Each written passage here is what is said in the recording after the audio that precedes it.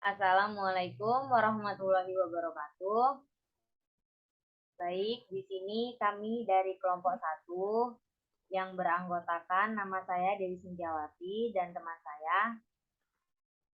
Nama saya Hairunisa. Dan nama saya Sheila Rezeki Kaulia.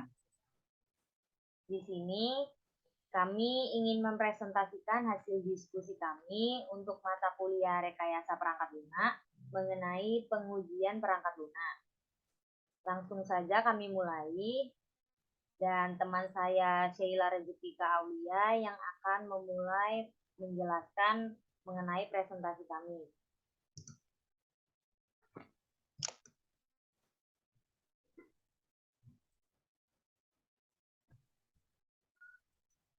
Nah, langsung saja pada pengertian yang pertama, yaitu pengertian pengujian perangkat lunak. Pengujian perangkat lunak atau bisa disebut software testing adalah proses pengujian program dengan tujuan mencari error atau kecacatan pada sebuah program sebelum dibagikan kepada user.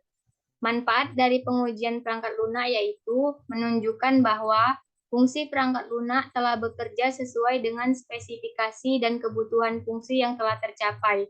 Fitur utama dalam software testing adalah verifikasi dan validasi.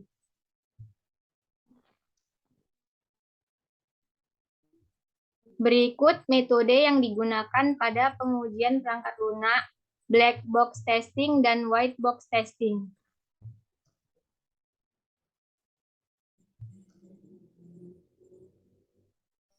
Black box testing adalah pengujian yang dilakukan untuk mengamati hasil input dan output dari perangkat lunak tanpa mengetahui struktur kode dari perangkat lunak. Pengujian ini dilakukan di akhir pembuatan perangkat lunak untuk mengetahui apakah perangkat lunak dapat berfungsi dengan baik. Untuk melakukan pengujian, penguji tidak harus memiliki kemampuan menulis kode program. Pengujian ini dapat dilakukan oleh siapa saja.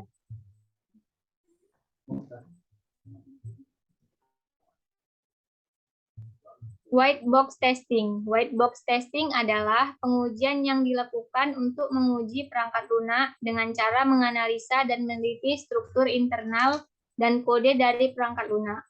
Pengujian white box testing berfokus pada aliran input dan output dari perangkat lunak.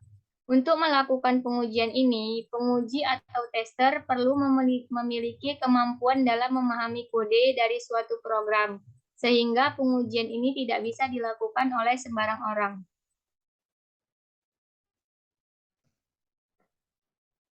Baik, selanjutnya di sini saya akan menjelaskan mengenai perbedaan black dan white box testing. Baik, yang pertama di sini ada pengujian black box. Yang pertama ada pengujian dilakukan berdasarkan apa yang dilihat, fokus terhadap fungsionalitas dan output dari perangkat lunak.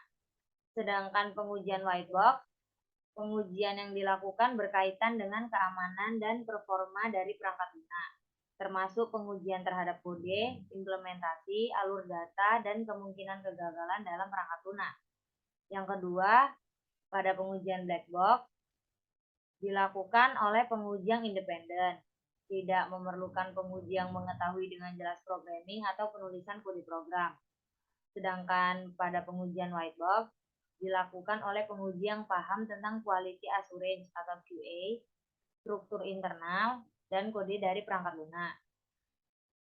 Yang ketiga, pada pengujian black box testing dilakukan setelah white box testing selesai dilakukan. Sedangkan pada pengujian white box dilakukan beriringan dengan tahap pengembangan perangkat lunak. Selanjutnya di sini ada contoh pengujian black box testing. Berikut ini merupakan tabel black box testing yang biasa digunakan dalam melakukan pengujian perangkat lunak, yaitu pada skenario pengujian yang pertama, tambah data barang, kasus pengujian masukkan semua data barang, kemudian klik tombol tambah barang. Hasil yang diharapkan, data barang berhasil ditambah, hasil pengujian sesuai, kesimpulan normal. Yang kedua, skenario pengujian ada hapus data barang. Kasus pengujian, klik barang yang mau dihapus, kemudian klik tombol hapus. Hasil yang diharapkan, data barang berhasil dihapus, hasil pengujian sesuai, kesimpulan normal. Yang ketiga, skenario pengujian, update jumlah barang. Kasus pengujian, klik jumlah barang yang mau diupdate, kemudian klik tombol update. Hasil yang diharapkan, data barang berhasil diupdate, hasil pengujian sesuai, kesimpulan normal. Tabel di atas merupakan pengujian black box testing. Selanjutnya akan dijelaskan oleh teman saya. Kemudian ada contoh pengujian dari white box testing. Sebagai contoh, seseorang mungkin ingin membeli rumah, tetapi mungkin tidak memiliki cukup uang. Mengingat EP atau PFA, saya ingin memastikan kasus uji kami meliputi yang pertama, properti biaya $100 telah memiliki $200 atau kelas kesetaraan memiliki cukup uang. Yang kedua, properti biaya $100 memiliki $50 atau kelas kesetaraan tidak punya cukup uang. Yang ketiga, properti biaya $100 dengan nilai batas. Yang keempat, properti biaya $100 memiliki $99 dengan nilai batas. Lalu yang terakhir, ada properti biaya $100 memiliki $101 dengan nilai batas. Contoh pengujian white box testing dengan hasilnya, jadi kita sekarang dapat menghitungnya. Yang pertama, dengan langkah nomor 1, 2, 3, 4, 5, dan 10 merupakan properti yang dimiliki oleh orang lain, tidak mempunyai uang untuk sewa. Kemudian ada langkah 1, 2, 3, 4, 6, dan 10 untuk properti yang dimiliki oleh orang lain dengan membayar sewa. Yang ketiga ada langkah 1, 2, 3, dan 10 untuk properti yang dimiliki oleh pemain.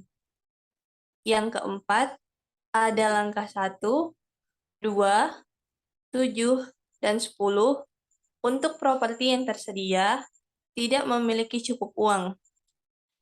Untuk yang kelima, ada langkah 1, 2, 7, 8, dan 10 untuk properti yang tersedia, punya uang, dan tidak ingin membelinya.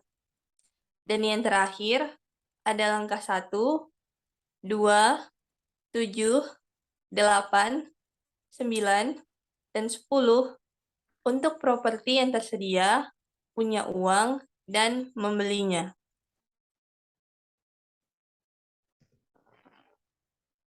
Baik, sekian dari presentasi kami tentang pengujian perangkat lunak. Semoga dapat bermanfaat untuk kita semua. Lebih dan kurangnya kami mohon maaf. Wassalamualaikum warahmatullahi wabarakatuh.